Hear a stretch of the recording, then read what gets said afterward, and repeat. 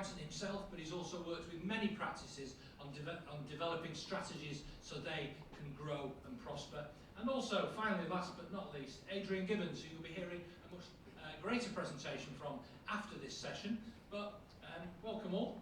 Can I get initially some reactions from you guys about the implications of this changing technology? Peter, I'll come to you first.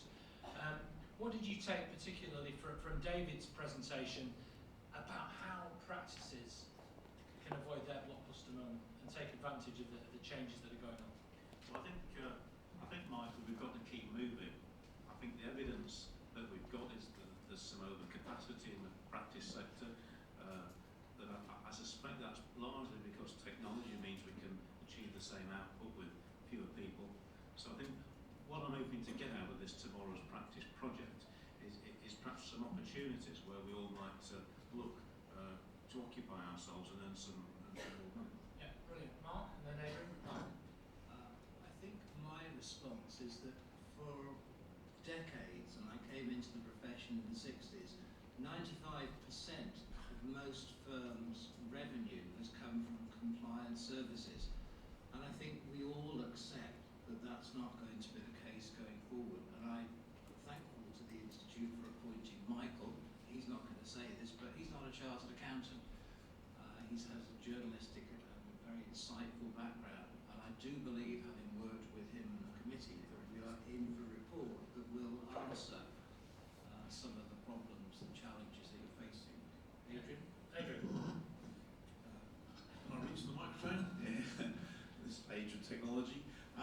It's very frugal now, yeah. Absolutely. It's very interesting. We've been doing some work with Intuit on QuickBooks. The stuff is absolutely fascinating. But I think there are two really important points I draw out of what the presentation has said. And the blockbuster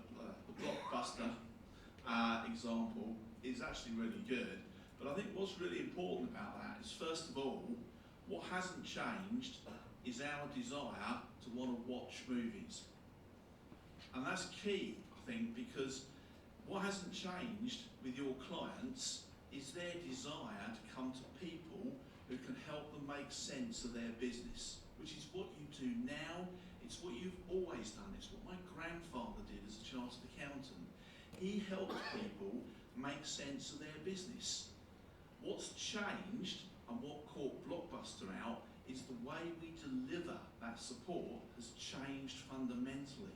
And what we need to understand as chartered accountants is how we're going to change our businesses so that we can deliver more effectively the support that our clients in reality have always wanted. And that's the platform change that we've got to look out for. Well, thanks for getting us off to a flying start, guys. That's absolutely excellent. What I'm going to do is I'm going to split this into two different bits. First of all, we're going to discuss what clients will want in the future, and I think everybody can have a contribution to that. Then, after we've knocked that around a little bit, I want to look at how the practice of the future will be structured. And Michael touched on a lot of these issues in his presentation. What kind of considerations do you have about how practices will be structured in the future, as well as the different services that you're offering, and how the changing demographic and the expectations of your potential successors might be factored into the decisions that you make? But if I may, Michael, could I just ask you, are practices really the fully rounded business advisors that we'd all like to think they are? I think the answer is that some are and some aren't. I mean, you have got some practices and some chartered accountants who are absolutely the consigliere, if you like, that their clients go to for virtually everything that they do. They don't almost make a move without actually checking.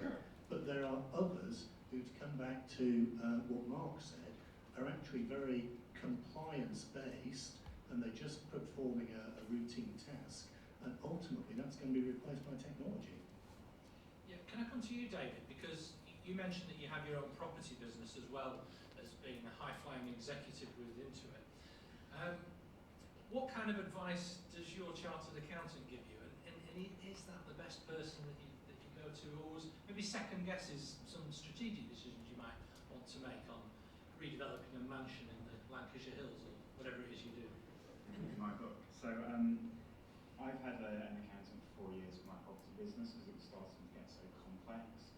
It was great. When I was living abroad, he did my books and got me to the point where I knew what tax to pay. When I got back and we were starting to look at more complex, how was I going to evolve that? Did I want to set up a limited company? How would I finance things in future? I really struggled to get the advice and the guidance that I wanted. And in fact, now it's interesting, I'm meeting lots of accountants now, and they promise me they can help me more in that direction than the one I have today and do it cheaper. And I'm somebody that likes to pay very little for things.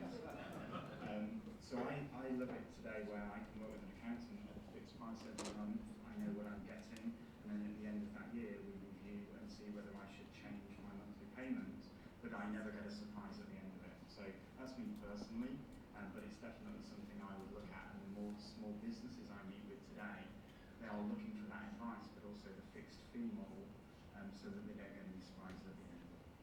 So Peter, a cheeky question now, and I think I know the answer, but what kind of business is Hollis & Co? And what kind of, I know what kind of business Hollis & Co is. You do offer more strategic advice, you offer me strategic advice. When I come to see you, we have tea and cakes in your boardroom in Sheffield. Without asking. But it is a very different dynamic between client and practice to do that. And how can we make that transition? These guys will have the answer to that because that's how they help businesses do it. But the conversations that you have as up and down the country with members of the practice community, how do you help them make that transition? I think it's very difficult. I'm not sure you can teach people how to give business advice. I think we're all formed in a different way. By our experience and by the experience of our clients, I think we broadly often only learn by things going wrong in our own business and going wrong in our client's business. Because I think essentially one of the things clients look for us to do is to help them sort out problems. And I think in a world where we're more and more encouraged to self-serve, and we're more and more forced to deal with call centre type operations, I think the guy who actually deals with people on a proper personal basis and has an interest in the client's future possibly becomes a more valuable commodity as we move forward. Yeah. Okay. Let's move to the business coaches now. We work with lots of practices.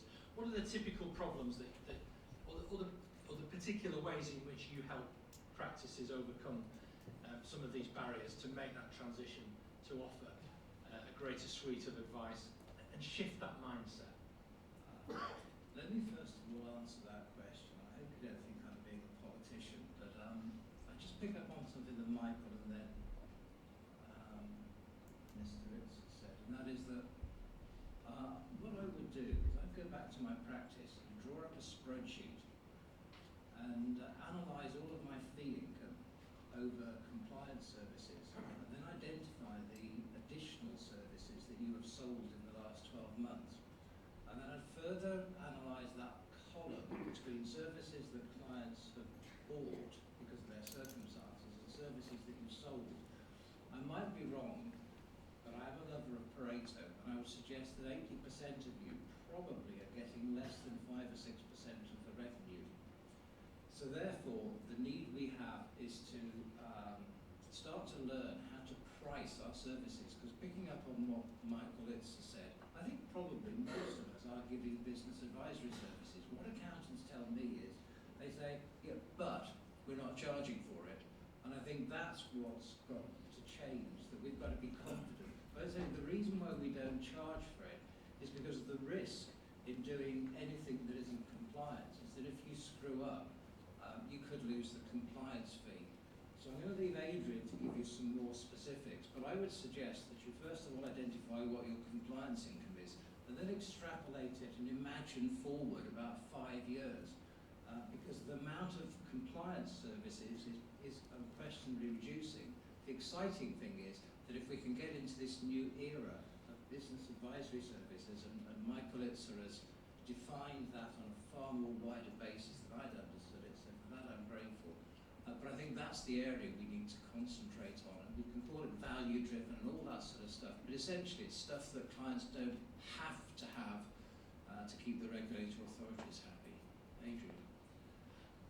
agree with everything that Mark is saying. I think this problem You have to say something new, though. I'm going. That's the challenge. Well, I always agree with Mark, it's much safer. The problem has two aspects to it. The first aspect is your ability to understand not only what it is your clients want from you, but the sector of the market that you want to be in. The problem I find with a lot of practices is that they've kind of grown up being accountants. They've never really thought about it. It kind of happened to them after they qualified. You know, an accounts prep comes in, the tax returns come in, and they just do what they've always done. They don't think about what sector of the market am I actually in? What is this business delivering to that sector of the market? And that's the first aspect, I think, of helping practice move forward. And I've worked with some really, really successful practices because they sat down and said, what sort of market do we want to be in? And they actually made an active decision. I don't want to be an auditor. Can't understand that, but that's what they made. They don't want to be an auditor. What I want to be is whatever it is. And then they built a business that delivered that in an efficient, profitable way. So that's the first aspect of it. The second aspect of it is for you as practitioners to actually get to grips with the changes that are happening out there. And as we've heard, IT changes so quickly that you need to have an adequate IT strategy to deal with that. I mean, I've just in the last 4 weeks, we've built a television studio in our Plymouth office. I've just spent £70,000 on it. And that is because we deliver webinars at the moment that are voice and slides. Next year, we're going to deliver webinars where you can see me. And that doesn't sound revolutionary. That doesn't sound revolutionary, I know, yeah. It doesn't sound revolutionary, but it is the way that our market is moving, and we have to invest in that, and we have to understand the changes. We're about to put all of our webinar stuff out to iPads and other intelligent bases so that you can watch my updates on the tube on the way home. You've just got to think about the way it's changing. That's the big issue, I think. There's one really important strategic issue you mentioned there. It's almost the dissemination of information. You as professionals hold a lot of information. You hold a lot of expertise on a particular subject. But I use the analogy often of going to the doctor. I go to a doctor and my knee's not working properly. By the time I get to the doctor's surgery, I've already looked it up on the internet. It's one of 3 or 4 different things. And there's almost a business analogy of that. And how does the Professional Institute equip all of its members, both in practice and in business, with the tools to do it? Michael, if I could come to you on this, part of the information developing strategy of the Institute seems to be, with things like the Business Guide, which is, there's nothing like it, there's nothing to touch it in the market. It starts to equip people in business with a whole weight of data and tools and information and knowledge about products and services. Where then is the point at which a professional advisor adds extra value? Well, let's just stick with your medical analogy for a second. You can self-diagnose from the internet what might be wrong with your knee, but actually making the professional judgment based on your experience and training as to which of those 4 situations apply is still incredibly valuable. And if you self-diagnose and go down route 1 and it's actually route 3, you're going to have a busted knee for some time to come. So it is interesting if you look at the way the ACA is being taught today. I mean, there is just so much information compared to perhaps when we trained that you just don't need to know all of that anymore. But you need to know where to look if you need that information and how to apply it. So it's interesting that the way that training is taking place today, it's not about actually you holding the knowledge yourself. It's about applying your analytical skills, your judgment, your skepticism, rather than having the knowledge per se. But you, as an institute, can equip members with a lot more of that knowledge in areas that are changing all the time, like finance. Yeah, absolutely. And you know, often that will be the incremental 5% that makes your advice valuable to a client who might be very well informed. Okay. Right, I'm going to move on. We'll take questions in just a moment. I just want to to ask the panel's views, and hopefully might educate some questions and spark some interest as well. Is partnership the best structure for the future of this profession moving forward? I can't put it any bolder and blunter than that, Peter Hollis. Well, that's an interesting question in a room full of self-practitioners. I would just safely say we've all rejected that. There's no doubt there's a lot of people out there prefer the partnership structure in professionals. I think partly because it avoids problems with employee shares if you did a limited company route. I mean, but I think the limited company route, because it mitigates so much national insurance, I think it's becoming increasingly attractive to lawyers. Yeah. And I just incorporated a firm of lawyers and it saves an awful lot of money. but as a more general point, how do you the structure and delivery of services as well? And I've spoken to a number of very disruptive business models. Sometimes you guys call them factories, where they're looking after the kind of clients that you'll be looking after, but they're just processing them on a fixed fee of a few £100 a year. How much of a threat does that pose as a structure to the way in which these guys do business? I think for a long time there's been a commoditisation of some of the services that we offer, and it clearly has an effect at the end of the day. But I think also you get people coming out of that system who find that it doesn't particularly suit them to keep their books over the internet and to force themselves into a format that doesn't suit them, and for there to be nobody who's really personal on the other end of a phone when they actually need some proper advice on something. You know, when they want to talk about something personal like how much life insurance do I need? Do I need permanent health insurance? How would I go about getting a mortgage? I haven't got enough income. You know, that the sort of advice that we help with all the time, you cannot get it in that sort of commoditised product. Okay, thank you. Right, I'm going to open it up for questions now. First one is the chap on the third row who now has the microphone. Thank you. As a very small old fart, I hate to agree, or disagree I should say, with the Assembled Brains Trust in front of me, but one of the benefits of having been to these excellent events for years in the past is that I can remember a chap who came along, and I won't describe him for reasons which will become obvious, who said, hands up everybody who does tax, and almost all of us put up our hands. And he said, well, bad luck, because very soon a computer program is going to do your work. He said, the future is pensions. Now, I only need to utter the words equitable life, and you can easily see how wrong he was, and how grateful I am I paid no attention. And by the way, if you don't mind my making a small remark about partnership, just as you can see the attractions of marriage decreasing, may I say that I suspect the same is true about partnership. Okay, fair point. Let's take questions in groups of three, and then we'll get the panel to answer them. So, Rebecca, could you get to the chap with the red jumper? Thank you. Just interested to see, we're all sole practitioners. I don't see anyone in their 20s or 30s. Since we're talking about the future of the profession... Behind you, as they say in the pantomime. That's because they're behind me. but if you took 80% of the people in this room, I think they're my age. So are there any new people actually going into this, and you know what's the Institute doing about trying to recruit people to help people in the future? What's your name, sir?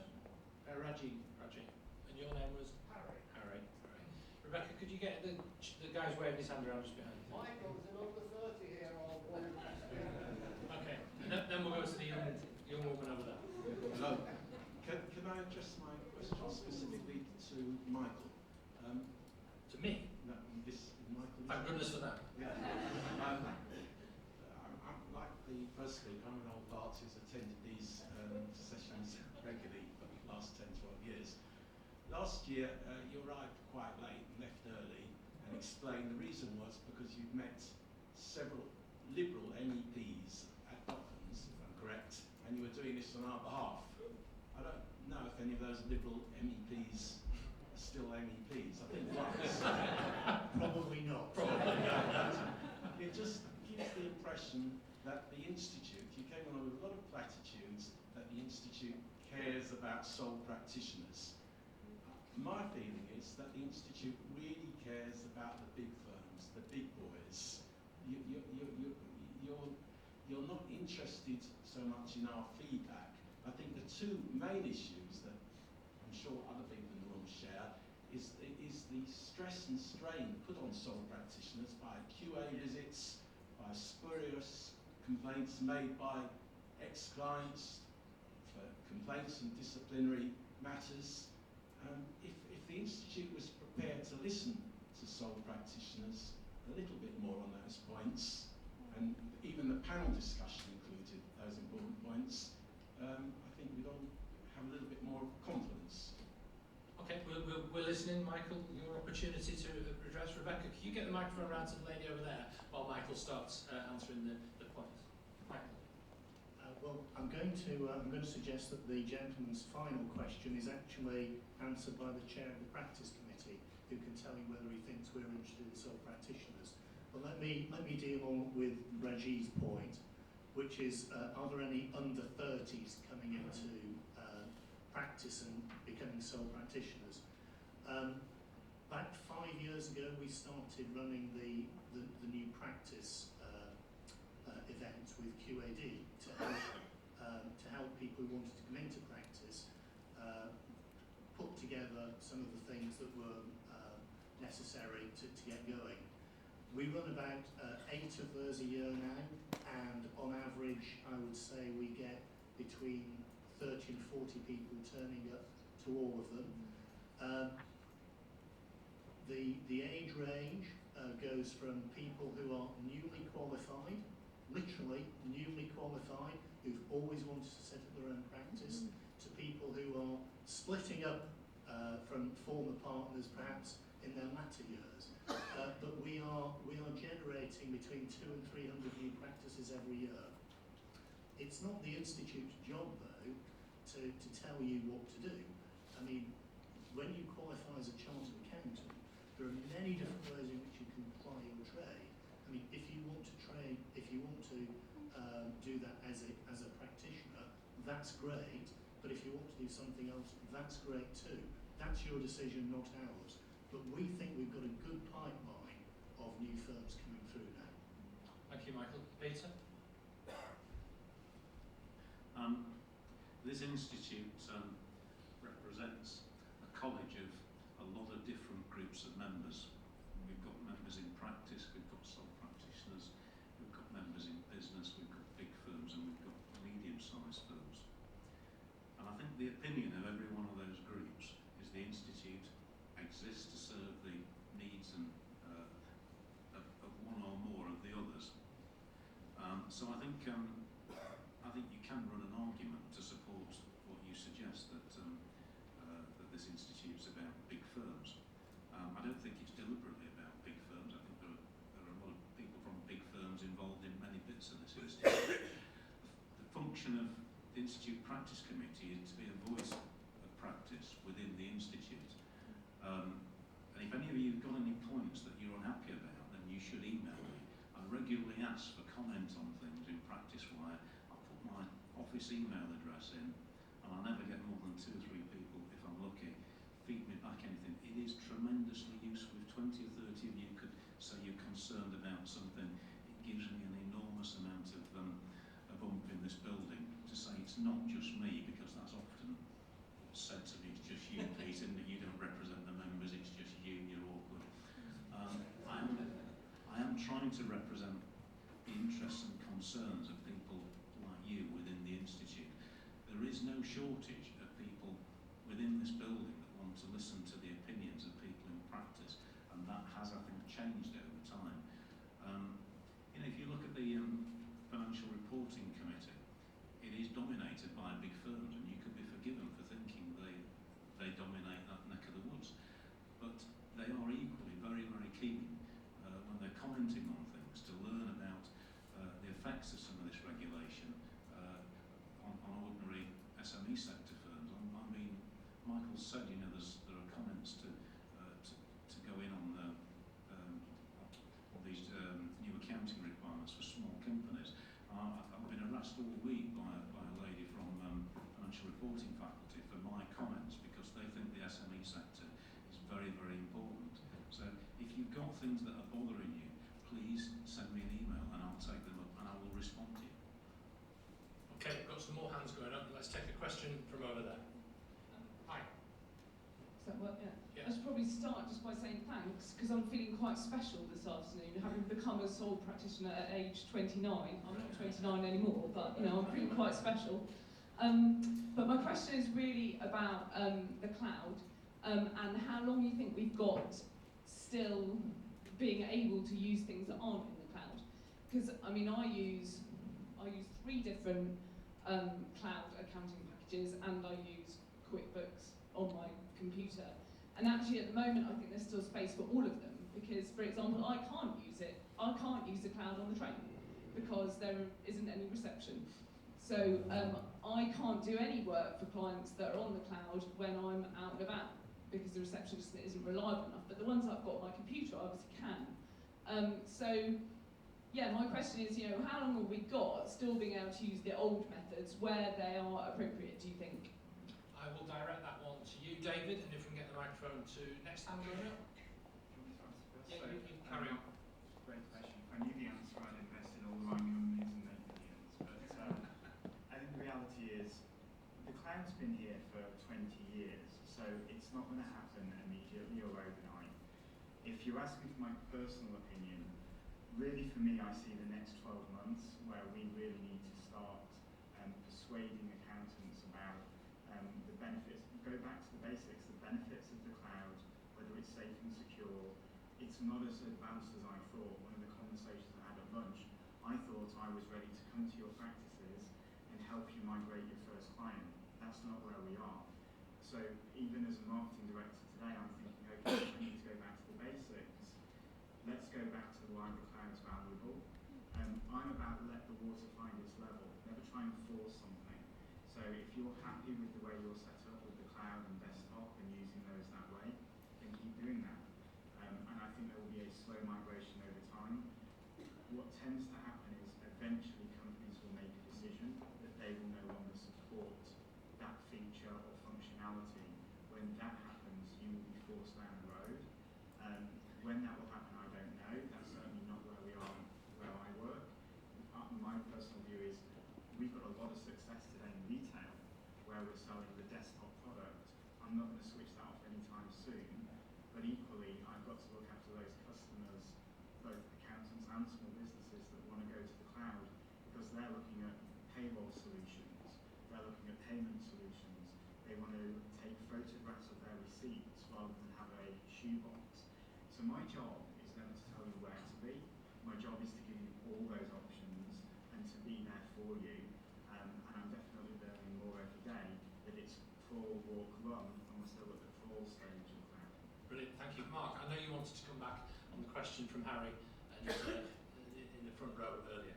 Well, Harry, you actually used a word that I wasn't familiar with. Fard?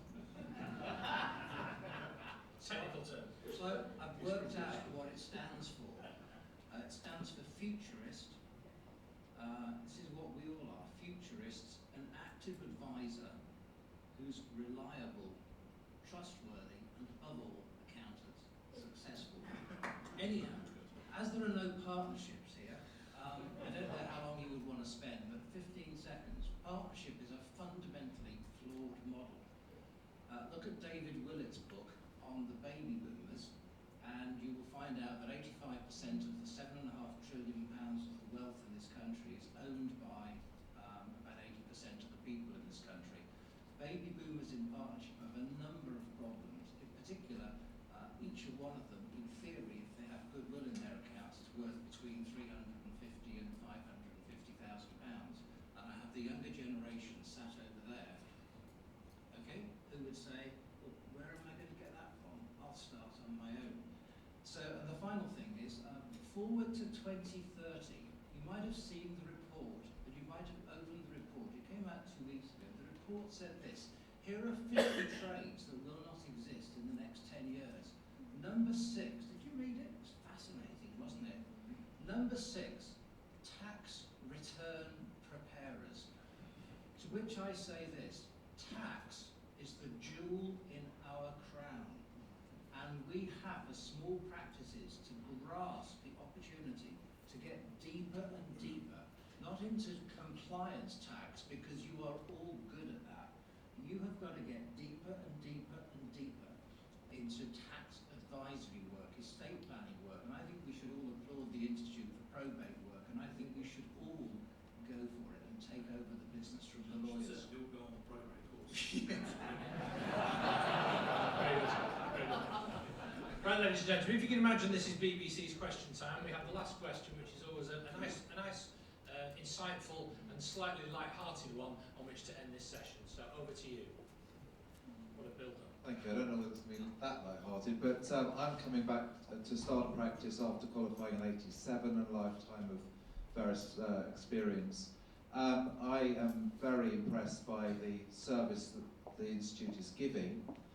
However, and very interested by what the Chief Executive, Michael, is saying about the future and coming from the angle of giving advice, corporate finance advice, business advice, etc., and things that you're thinking of doing in the future, 2016 you were saying. And you know, the purchasing power of this room and us as sole practitioners is huge. Yet we have to go to a very expensive software firm and pay for the tools to provide this advice. We don't have to, but we can, but some are. The best accounting practices in this country are going to that firm and paying a fortune for those tools. Why can't we gather together and use the resources we have and pool our money and get them far, far cheaper so we can offer that advice? It costs us a fortune to go with these software firms to get the basic tools. So I'm actually starting out and paying a lot of money to get the best tools available. Okay. But I would rather go to this institute for it. Well, thank you very much for that very interesting point, Michael. Would you like to come back on the gentleman's point at all? Noted. Very good. Now, you've been a wonderful audience. Thanks for some excellent questions. And can I also thank Adrian, Mark, Peter, David, and our Chief Executive, Michael Itzer, for a very, very collaborative, interesting, and very forthright panel discussion. Thank you very much.